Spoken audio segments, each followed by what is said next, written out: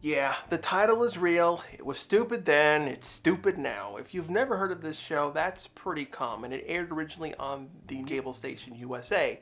Back then, the station needed original content instead of just rerunning old shows. Tattooed and another show I covered, Time Tracks, were some of the earliest shows they acquired. I've never heard of this show till 12 years ago. I didn't have cable till over a decade after the show was long gone. This series was DiC trying to capitalize on the massive Power Rangers craze, so they created their own series from scratch. It just wasn't a great series. The issues it had when they came up with the premise, they were looking at Power Rangers' massive success, and they consolidated everything down to key bits. Teenagers, transformations, superpowers, giant fights, school problems, and that's all they did. People who are unfamiliar with Power Rangers will see those basic things, but if you're a fan, the series evolved from that and expanded. It also really helped that Rangers was bolstered by the Super Sentai footage, which DiC didn't use here, unlike its sister series Superhuman Samurai Syber Squad, using material from Gridman. Tattooed was all original, so not only do you have to pay actors for all the civilian stuff, they filmed all the giant monster fights. The budget was extremely low for this. They also didn't have the experience. To be fair, the US PR team didn't either, but the performers were watching the Sentai footage, so they got better and better as time progressed. Tattooed had to wing it. They didn't even film the giant fights at higher speeds to make them move slower, most likely because they were stuck using tape cameras and not film cameras.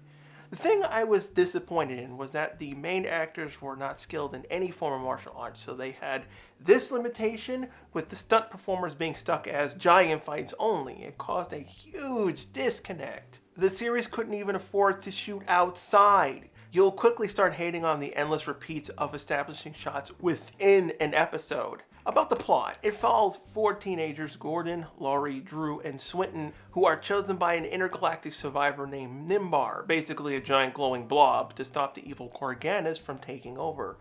He wants to gain control of the Power Portal network. So they fight various giant monsters, transforming into the Galactic Sentinels. Unlike Rangers, they don't just wear suits. They physically change into more or less bodybuilder, adult-looking versions of themselves. And when the monster is too strong, they could combine and form Nitron, the most powerful warrior in the galaxy. Copying Power Rangers isn't the reason why I hate it. It's that they failed to go past that. It never became its own thing. In the back of your head, you're always thinking, it's a PR ripoff. Not to crap all over it, I still think it had potential. Again, the problem was, it was all too late. Like PR, the characters were archetypes. Swinton is the Billy, the smart guy who's awkward with people. Sorry I'm late, but I already started the project. Gordon is a mixture of Jason and Zach, leader-like, but has an attitude. See, of the 4 of us, I have the best communication skills. Drew was the rebel. She would always prefer to be different than just be like everyone else. All in favor of exploring this thing, raise your hand. Laurie, who was the original leader of the team, is half Kimberly and Trini. That's enough for me. I'm out of here. Wait, they might need our help. I'm going in after them. You coming? She did things like class president, tries to be the perfect student, and also likes to elevate people to work better since she's a cheerleader.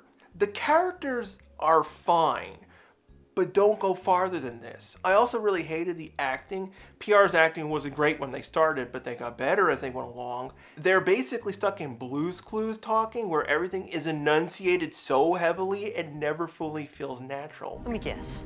That's bad. But I will give them one massive plus. Unlike in Rangers, the main cast don't all like each other. Most of them are actually jerks and many times clash because of their different personalities, which would happen. Excuse me, can somebody give me a hand?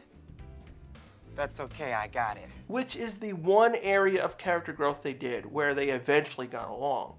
Out of all the actors, Nimbar was the best one. He's always sounded like he fit in rather than playing a part. Once he lays waste to Earth, he will be free to spread his evil empire throughout the universe. Which sucks because they did get some good voice actors. Ed Gilbert played Gorganas, who was Baloo's voice in Tailspin. Ah, the map showing the focal point of the power portals. Which I find funny since the guys who created Tailspin created Syber Squad. Why didn't they flip Tim Curry to Tattooed, Gilbert to Syber Squad? And David Lander, probably best known as Squigman in Laverne and Shirley, and Smartass in Who Framed Roger Rabbit, voicing his puppet sidekick Lechner, until he got replaced late in the series by Maurice LaMarche, who oddly never gets credited in the show. Most generous, Master. Plans are good. The villain's background is very basic and left unanswered. Nimbar barely escaped an attack by Gorganis, landing on Earth. Nimbar is a part of a police-like force, and his goal is to capture him. That's really it. No idea if Nimbar's people are still alive. Gorganis has no other support besides the talking bird and the monsters he creates. The one thing I did notice was that Nitron had a similar design to Gorganis' armor. It could have been them just saving money by reusing suit parts, but there could have been a story around that. Maybe Gorganis was also a Nitron working for the Sentinels and went evil for some reason. That could have been a story to explore. But except for a few episodes that poked fun at some superhero tropes, it was rinse and repeat of monsters, even recycling footage of fights. But I'll give them a few points in designs. The Sentinels are different to Ranger suits, very loosely based off their zodiac signs. They also have their own individual weapons. But I'm really puzzled on the way they transform. One of the biggest reasons you make a show like this is for the merchandise. Why tattoos? This seems to be a common issue Deke had even in Syber Squad. Sam had the digital communicator, which was the Acceptor in Gridman, except for one episode, never used it to actually transform into Servo. He just transformed with the stupid guitar. For the Sentinels, they use a main platform at Nimbar's base. The tattoos are only communicators. It's okay as a way to keep things hidden, and it was cool if they blinked on their arms. The trick was the tattoos were made from UV material, and they shined a light from above to make them go visible.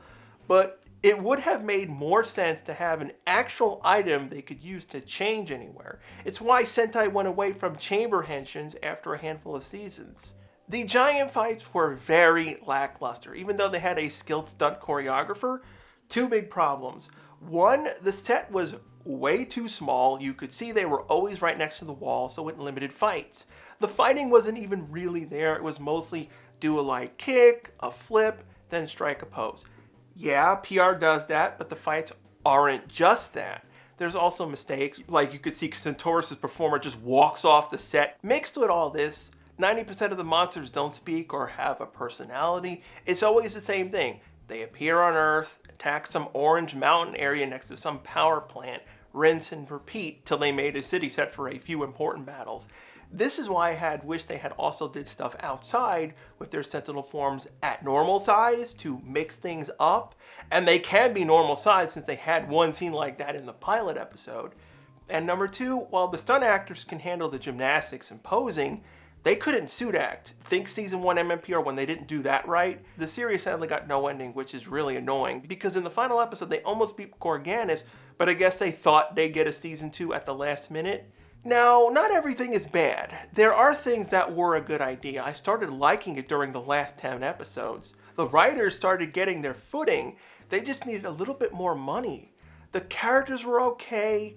It does also have a feel of Masked Rider with its supporting cast.